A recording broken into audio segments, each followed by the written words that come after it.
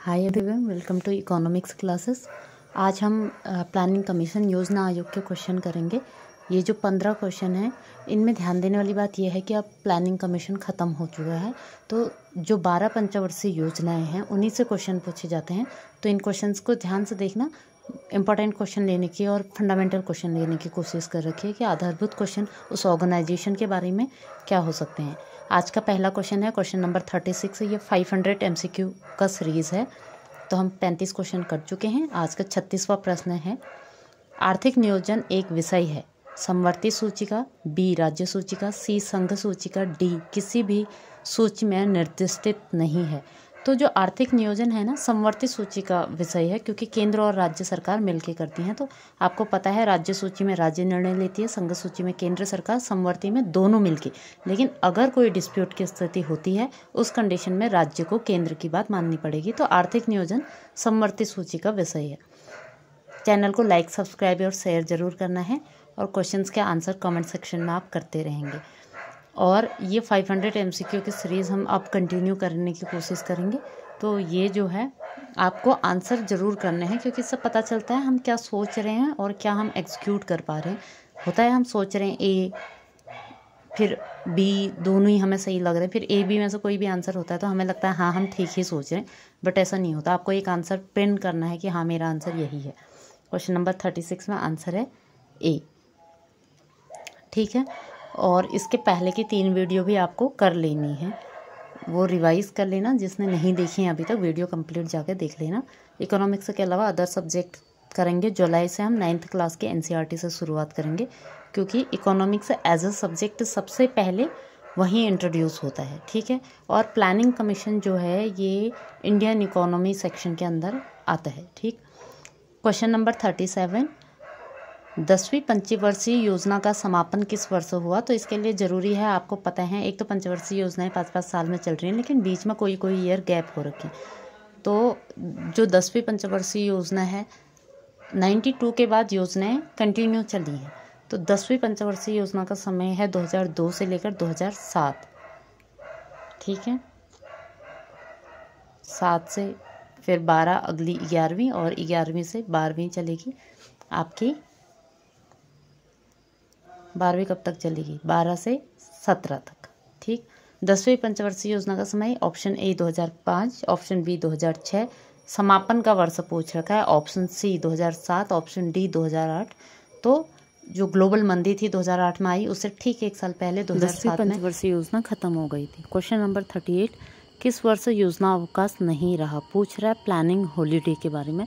तो जो planning holiday है, योजना अवकाश है, वो फर्स्ट, सेकंड और थर्ड 3 पंचवर्षीय योजनाएं सतत चली। उसके बाद 3 वर्ष के लिए गैप आ गया, उसमें कोई पंचवर्षीय योजना नहीं बना पाए।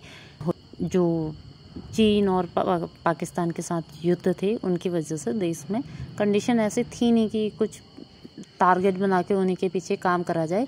उस समय जो प्रॉब्लम्स आ रही थी उनको ठीक करना बेसिकली गवर्नमेंट का मोटिव हो गया था, इसलिए बीच में 3 साल प्लानिंग नहीं हो पाई, उसी को योजना अवकाश बोलते हैं। तो आप 3 काउंट कर लीजिए। सबसे पहला जो बना था 1951 से लेकर 56 पहला पंचवर्षीय योजना था, फिर 56 से 61, 61 से 66, तो 66 से 67, 67 से 68, 68 से 69, इन 3 सालों में नहीं बना, तो ए सही आंसर है। क्वेश्चन नंबर 39, भारत में 12वीं पंचवर्षीय योजना का कार्यकाल कब है? पूछ रहा है कार्यकाल कब तक का रहा। 12वीं पंचवर्षीय योजना अंतिम पंचवर्षीय योजना है, तो बताइए। क्वेश्चन ऑप्शन ए 2013 से 18, बी 11 से 16, सी 12 से 17, डी 8 से 13। तो सही आंसर क्या होगा? 12वीं पंचवर्षीय योजना कौन सी है? कमेंट सेक्शन में आप आंसर कीजिए, मैं आपको आंसर बता रही हूँ। सही आंसर है, देखिए, एक तो सीक्वेंस अगर थोड़ा बहुत भी आपको ध्यान में होगा ना, कंटिन्यू है, जहाँ गैप है वहाँ पर ध्यान देना है। तो ऑप्शन सी जो है ये सही आंसर है, 12 से 17। देखो, पहले 3 पंचवर्षीय योजना, फिर 3 साल का गैप, फिर 2 पंचवर्षीय योजनाएं 2 साल का गैप, फिर 2 पंचवर्षीय योजनाएं 2 साल का गैप, उसके बाद कंटिन्यू चली हैं। तो ईयर आप लिख के भी काउंट कर सकते हैं, कोई बड़ी बात नहीं है। 3-3, 2-2, 2-2 और फिर कंटिन्यू। क्वेश्चन नंबर 40, राष्ट्रीय विकास परिषद का गठन किस तिथि को हुआ था? नेशनल डेवलपमेंट काउंसिल एनडीसी का गठन पूछ रहा है। ऑप्शन ए 16 अगस्त 1950, बी 1 अप्रैल 1951, सी 6 अगस्त 1952, डी में है 16 अगस्त 1952। तो मोस्टली हम ऐसे क्वेश्चंस का आंसर ना 1 अप्रैल, 1 जुलाई, 1 जून, हमें 1 तारीख से बहुत लगाव है कि इसी दिन कुछ होता है, तो इसका आंसर है नहीं ये। तो आंसर ध्यान से करना। अगस्त की डेट है, अगस्त में ही हो रखा है, 52 में हो रखा है, तो 6 अगस्त 1952 option number C is correct answer. Question number 41, शिक्षा के क्षेत्र में 11वीं पंचवर्षीय योजना की विषय वस्तु थीम क्या थी पूछ रहा है। ये थोड़ा सा ना स्पेसिफिक क्वेश्चन है, बहुत बार पूछा जा रहा है, तो इसको आप ध्यान देना कि शिक्षा के क्षेत्र के लिए 11वीं पंचवर्षीय योजना में क्या थीम रखी थी। पंचवर्षीय योजनाओं में अलग अलग चीज़ों के लिए थीम डिसाइड करी जाती है कि अगले 5 साल हम इस थीम पे, इस फील्ड में काम करेंगे। ए शिक्षा सबके लिए, बी खेल के साथ शिक्षा, सी अनिवार्य प्रारंभिक शिक्षा, डी शिक्षा का व्यवसायीकरण। टीचिंग एग्जाम्स के लिए इम्पोर्टेंट क्वेश्चन मार्क करके रखेंगे। क्वेश्चन नंबर 41 आंसर क्या है? सी अनिवार्य प्रारंभिक शिक्षा। 11वीं पंचवर्षीय योजना का थीम था कि एलिमेंट्री एजुकेशन पे जोर दिया जाए। आप ऐसे भी समझ सकते हैं 2010 में जब राइट टू एजुकेशन आया तो उसके बाद एलिमेंट्री एजुकेशन के ऊपर ज़्यादा फोकस था।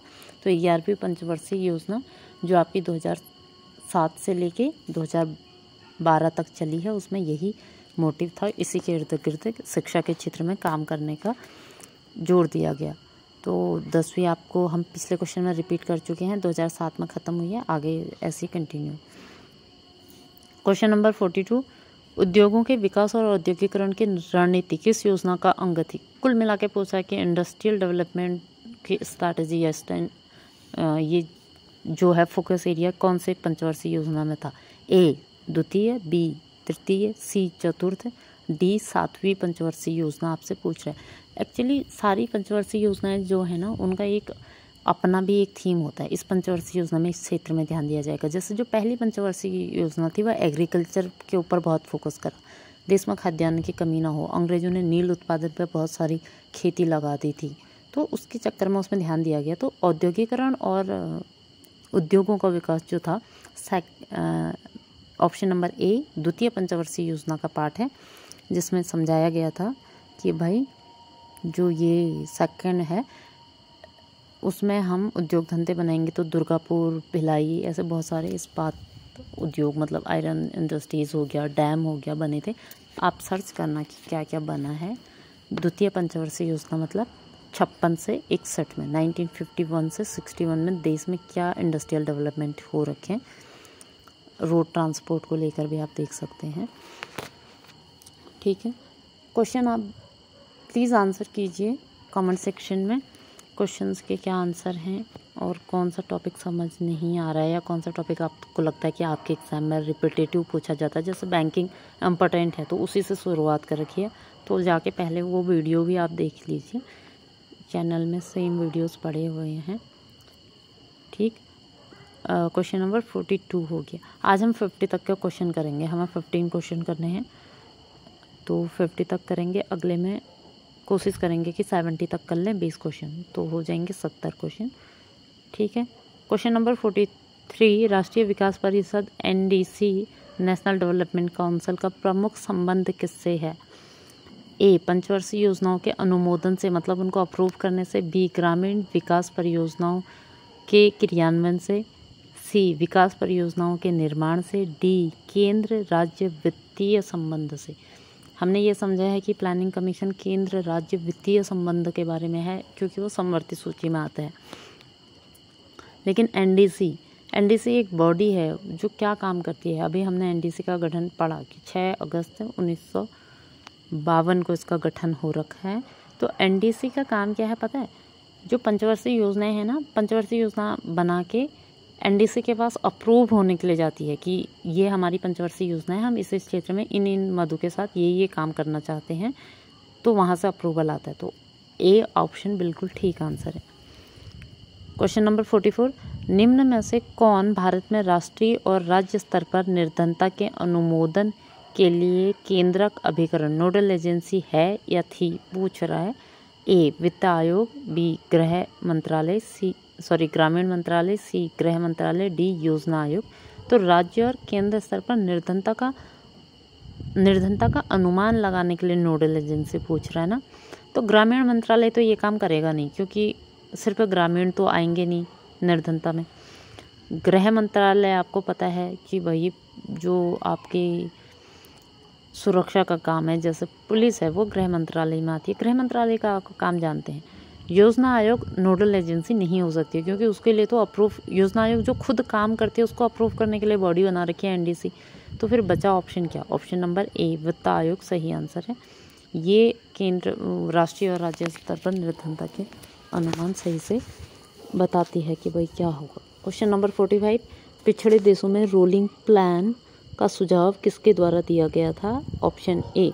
रोलिंग प्लान का कॉन्सेप्ट किसने दिया है? क्वेश्चन में है, आंसर बताइए। Option A G Myrdal, B W.A. Lewis द्वारा, C R. Nurkse, D A Samuelson द्वारा। एमिल्सन Samuelson, Ragnar Nurkse, W.A. Phillips और गुरनार मिडर। कौन सही आंसर आपको बताना है। रोलिंग प्लान जो कॉन्सेप्ट है वो बोलता है कि हम हर साल प्लान बनाएंगे अगले 5 साल के लिए।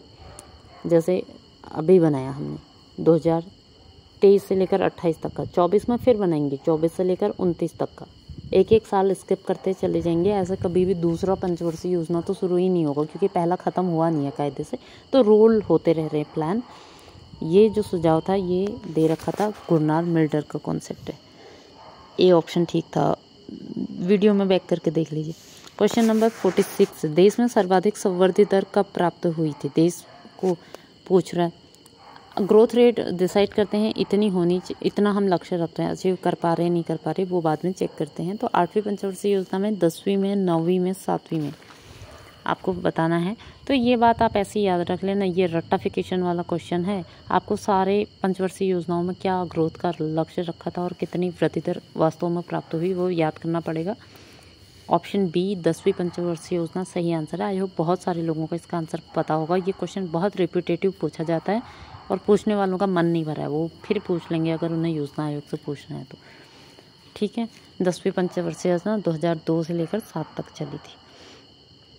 क्वेश्चन नंबर 47, 12वीं पंचवर्षीय योजना में केंद्र, राज्य तथा संघ क्षेत्रों द्वारा निम्नलिखित में से किस क्षेत्र पर सबसे अधिक व्यय प्रस्तावित है? 12वीं पंचवर्षीय योजना लास्ट पंचवर्षीय योजना थी 12 से 17 तक की। तो इसमें पूछ रखा है कि सबसे ज़्यादा व्यय कहाँ करना है? ए परिवहन, बी ऊर्जा, सी कृषि और ग्रामीण विकास, डी सामाजिक सेवाएं। अब आपको पता है ना कि पहले कृषि का पार्ट सबसे ज़्यादा था जीडीपी में, फिर इंडस्ट्रियल सेक्टर का बढ़ा, अब सेवा क्षेत्र का भार बढ़ गया है।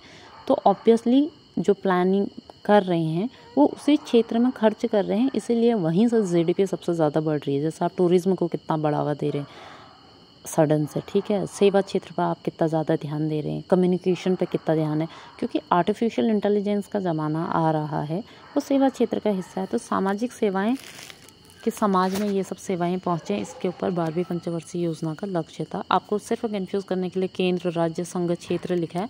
समवर्ती सूची का विषय है, अगर डिसाइड हो गया तो फिर चाहे केंद्र हो, राज्य हो, संघ हो, सब यही करेंगे कि वो एक ही उसमें उसका आंसर मतलब सेम रहेगा। सिर्फ क्वेश्चन मैनिपुलेट कर रखा है तो उसके समझ लेना। क्वेश्चन नंबर 48, भारत में योजना आयोग कैसा था? कैसा था मतलब ना हो, योजना आयोग फिनिश नहीं है अब योजना आयोग। ऑप्शन ए एक स्वायत्त शासित संस्था, बी एक सलाहकार संस्था, सी एक संवैधानिक संस्था, डी एक वैधानिक संस्था। संविधान द्वारा बना है, विधि द्वारा आपने इसको पहले ही स्थापित कर रखा है, एक सलाहकार परिषद है या स्वायत्त शासित संस्था है, ऑटोनोमस बॉडी है, ये बताना है। तो योजना आयोग के बारे में जैसा हमने पहले भी पढ़ा कि वो जो भी बनाता है उसको एनडीसीसी, नेशनल डेवलपमेंट काउंसिल, राष्ट्रीय विकास प्राधिकरण जो है उससे स्वीकृत कराता है। तो इसका मतलब वो सिर्फ उसको एडवाइस कर रहा है कि क्या हम ये कर लें, तो अगर मान लिया तो हाँ, नहीं तो ना। तो ऑप्शन नंबर बी वो एक सलाहकार संस्था है, सही आंसर हो जाएगा। सारे क्वेश्चनों के आंसर करना और शेयर ज़रूर करना।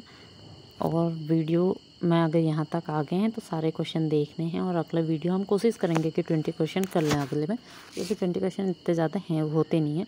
आप चाहें ×2 में देख लें तो आपको और टाइम बच जाएगा, तो ईजी हो जाता है। क्वेश्चन नंबर 48, क्वेश्चन नंबर 49 में, ठीक है। क्वेश्चन नंबर अगला हम कोशिश करेंगे कि प्लानिंग कमीशन के अलावा और कोई टॉपिक रखें। प्लानिंग कमीशन में बस यही 12 पंचवर्षीय योजनाएं हैं, बीच बीच में क्वेश्चन पूछते रहेंगे और आप ये एक बार अपनी तरफ से देख लेना, नहीं तो मैं कम्युनिटी में मैं पोस्ट कर दूंगी पंचवर्षीय योजनाएं कब से कब तक चली हैं करके, first second third up to 12, और बीच में कहाँ गैप रहा है ये मैं पोस्ट कर दूंगी, आप वहाँ पे जाके उसको चेक कर लेना, ठीक है। तो क्वेश्चन नंबर 49 हाँ पोस्ट कर दूंगी, सिर्फ लिख के आपको याद करना है, चाहे मैं कितना बड़ा वीडियो बना लूँ, सिर्फ डिपेंड करेगा क्वेश्चन एग्ज़ाम में कि आपको लर्न है या नहीं है, आपको याद है नहीं है, और ये आपको ऐसे याद करना ही पड़ेगा वर्ड टू वर्ड, इसमें मैं कुछ एड ऑन नहीं कर पाऊँगी, तो इसलिए कम्युनिटी पोस्ट में डाल देती हूँ, फिर बाकी हम रिपीट करते रहेंगे। क्वेश्चन नंबर 49 नियोजन पूर्वापेक्षित समझा गया, संतुलित सामाजिक आर्थिक विकास के लिए विकास के लाभ समरूप में विस्तृत करने के लिए, आंचलिक विषमताओं को दूर करने में ध्यान केंद्रित करने के लिए, उपलब्ध संसाधनों के उपयोग को अधिकतम करने के लिए। कूट में से आंसर दीजिए कि क्या सही है, कि नियोजन की क्या मतलब जो प्लानिंग कमीशन था, प्लानिंग का क्या उद्देश्य रहा होगा। तो देखो सामाजिक आर्थिक विकास करना ठीक है, विकास का लाभ समरूप में विस्तृत करना मतलब एक सेक्शन को मिले दूसरे को ना मिले क्षेत्र पर, या किसी कैसे भी एक तक पहुँचे दूसरे तक ना पहुँचे, ऐसा ना हो, इसके लिए भी प्लान करते हैं ना। ग्रामीण विकास में क्या करना है, किसी स्पेसिफिक सेक्टर पे क्या करना है, सेवा सेक्टर पे क्या करना है, एजुकेशन पे क्या करना है, वाटर प्योरिफिकेशन, वो सब सारी चीज़ें ऐसे देखते हैं। आंचलिक विषमताएं दूर करना भी इसका ऑब्जेक्टिव रहा है। फिर है उपलब्ध संसाधनों का उपयोग को अधिकतम करना। ऑप्टिमल यूज़ ना इकोनॉमिक्स का बेसिक कॉन्सेप्ट है। अगर आप सोचो प्लान करके भी ऑप्टिमल यूज़ नहीं कर रहे हैं तो फिर क्या ही कर रहे हैं, तो इसलिए ये चारों सही हैं। इस क्वेश्चन को ध्यान से पढ़ना और ये याद रख लेना कि योजना आयोग इन्हीं सब उद्देश्यों की पूर्ति के लिए बनाया गया था। तो इसका आंसर डी है। मोस्टली सबने सही आंसर दिया होगा, पर योजना आयोग के उद्देश्य क्या नहीं है क्वेश्चन में आता है, तो आपको ये पता होना चाहिए कि इनके इर्द गिर्द में भी आपके वर्ड अलग दिए हों, पर कॉन्सेप्ट समझ लो कि सामाजिक आर्थिक विकास होना चाहिए, आंचलिक विषमताएं दूर होनी चाहिए, लाभ समरूप सबको मिल जाना चाहिए, और ऑप्टिमम यूज़ होना चाहिए रिसोर्सेज का। ये ऑब्जेक्टिव है, ये आपको याद रखना है। प्लानिंग कमीशन कब बना था, ऑब्जेक्टिव क्या है, कितने बने हैं, कहाँ मैक्सिमम ग्रोथ हुआ है, ऐसे सभी क्वेश्चन आज हमने इसमें डिस्कस कर लिए हैं। तो सिर्फ क्वेश्चन के आंसर पे नहीं है, हमने प्लानिंग कमीशन के बारे में इन MCQs से क्या समझ लिया है, उस पर अपने आप को एक बार मनन चिंतन जरूर करना है। क्वेश्चन 50 आज का लास्ट क्वेश्चन है। राष्ट्रीय नियोजन में रोलिंग प्लान की अवधारणा किसके द्वारा लागू की गई, किसने दी थी, गुरनार मिल्डर ने, लेकिन उसको इम्प्लीमेंटेशन के लिए किसने बोला, अब क्वेश्चन में पूछ रहा है। ए इंदिरा गांधी द्वारा, बी राष्ट्रीय फ्रंट सरकार द्वारा, सी जनता सरकार द्वारा, डी राजीव गांधी द्वारा। रोलिंग प्लान कब आए, अगर टाइम फ्रेम याद है तो इजी आंसर कर सकते हो। 88 में आए और 90 तक ही चल पाया रोलिंग प्लान। तो भाई किसकी सरकार थी, पॉल साइंस भी आपके एग्ज़ाम का इम्पोर्टेंट हिस्सा है, तो इतना सबको ध्यान होगा कि जब इमरजेंसी लागू हुई थी तो इमरजेंसी के ख़त्म होते ही जनता सरकार जीत गई और उन्होंने उस समय पर चल रही 5वीं पंचवर्षीय योजना को 1 साल पहले ख़त्म कर दिया और रोलिंग प्लान शुरू कर दिए। लेकिन फिर कांग्रेस जीत गई 80 के बाद, 80 फिर 80-85 पूरा 5 साल इंदिरा गांधी बीच में मर गई, लेकिन कांग्रेस की सरकार चल रही थी। तो 88 से 80 जब जनता सरकार का शासन था उस समय पे रोलिंग प्लान आए थे। तो क्वेश्चन नंबर 50 का सी सही आंसर है। एक बार इसको रिपीट ज़रूर कर लेना, एक्स्ट्रा जो बोला जा रहा है उस पर ध्यान देने की कोशिश करना, क्वेश्चन को समझने की कोशिश करना और कॉन्सेप्ट समझ लो। गुरनार मिल्डर ने रोलिंग प्लान दिया है। अगर प्लानिंग हॉलीडे पूछ रहा है तो वो कहाँ से आए हैं, प्लानिंग हॉलीडे क्यों आया, युद्धों के कारण आया, तो वो एक बात समझने वाली हो गई। ऑब्जेक्टिव क्या थे, उसका अप्रूवल बॉडी कौन सी है, राज्य केंद्र में से किसका विषय है, ये सब सारी बातें हम डिस्कस कर चुके हैं, इन पर आप ध्यान देंगे। और MCQ में ना याद करना आसान हो जाता है। हालांकि स्टोरी मतलब पता होनी चाहिए, पर मैं ऐसा समझती हूँ कि प्लानिंग कमीशन सबने पढ़ रखा है, कोई नया टॉपिक तो है नहीं, ख़त्म हो चुका है कॉन्सेप्ट, तो इस पर आप ध्यान देंगे। कभी फिर और जो बचे हुए क्वेश्चन होंगे उस पर डिस्कशन करेंगे। मैं 20 क्वेश्चन अगले वीडियो में लाने की कोशिश करूँगी। तब तक के लिए चैनल को लाइक शेयर सब्सक्राइब कर लें और इसको शेयर ज़रूर करना है आपको। और प्लीज़ एक बार इस वीडियो को तो खास करके इसको एक बार रिवाइज ज़रूर कर लें। तब तक के लिए थैंक यू।